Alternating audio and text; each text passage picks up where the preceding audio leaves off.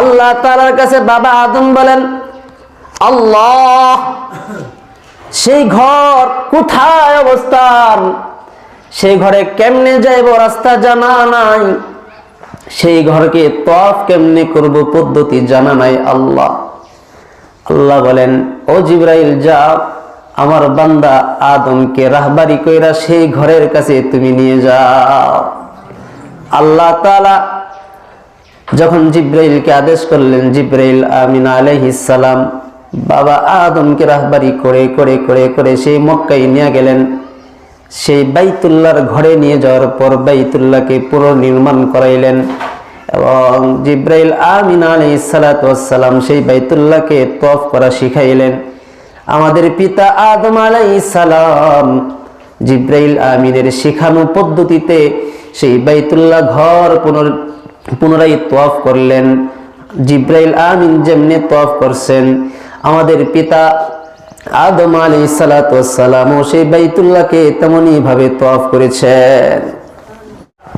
সর্বপ্রথম হযরত আদম আলাইহিস সালাতু ওয়াস সালামকে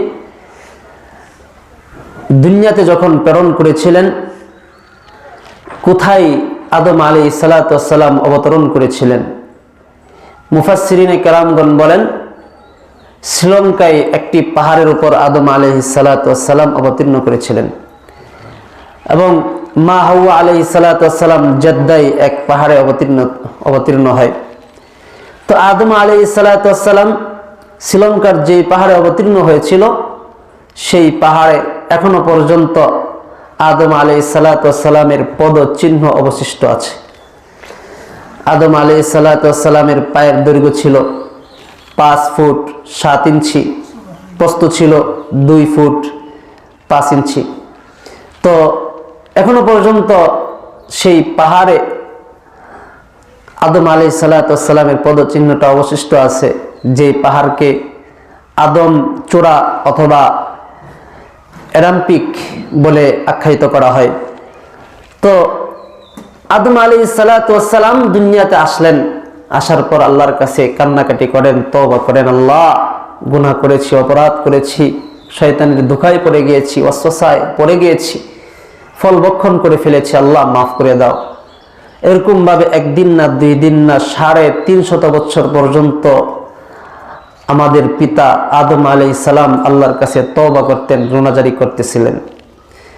এক পর্যায়ে আল্লাহ তাআলা বললেন, হে আদম, আমার শিখানো বাক্য তোমরাও পড়ো। সকলে পড়েন, রব্বানা যালামনা আনফুসানা ওয়া ইল্লাম তাগফির লানা ওয়া তারহামনা লানাকুনান্না মিনাল খাসিরিন।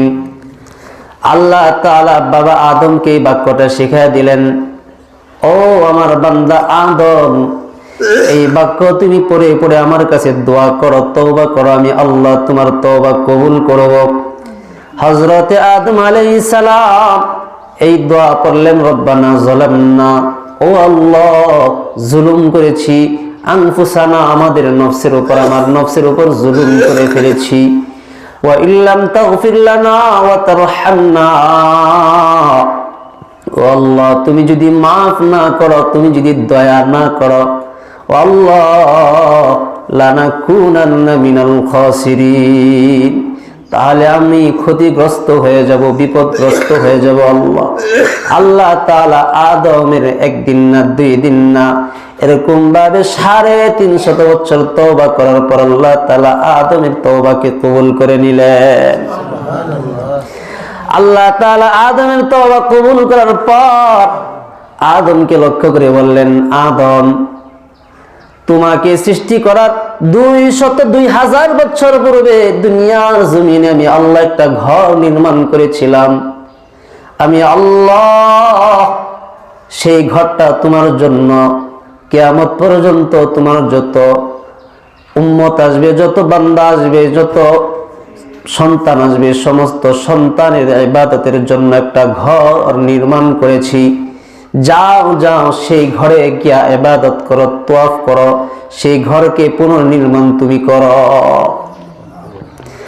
আল্লাহ তাআলার কাছে বাবা আদম বলেন, আল্লাহ সেই ঘর কোথায় অবস্থান, সেই ঘরে কেমনে যাইব রাস্তা জানা নাই, সেই ঘরকে তওয়াফ কেমনে করব পদ্ধতি জানা নাই। আল্লাহ বলেন, ও জিবরাইল যাও, আমার বান্দা আদমকে রাহবারি কইরা সেই ঘরের কাছে তুমি নিয়ে যাও। আল্লাহ তাআলা যখন জিবরাইলকে আদেশ করলেন, জিবরাইল আমিন আলাইহিস সালাম বাবা আদমকে রাহবারি করে করে করে করে সেই মক্কায় নিয়ে গেলেন। সেই বাইতুল্লাহর ঘরে নিয়ে যাওয়ার পর বাইতুল্লাহকে পুনর্নির্মাণ করাইলেন এবং জিবরাইল আমিন আলাইহিস সালাতু ওয়াস সালাম সেই বাইতুল্লাহকে তওয়াফ করা শিখাইলেন।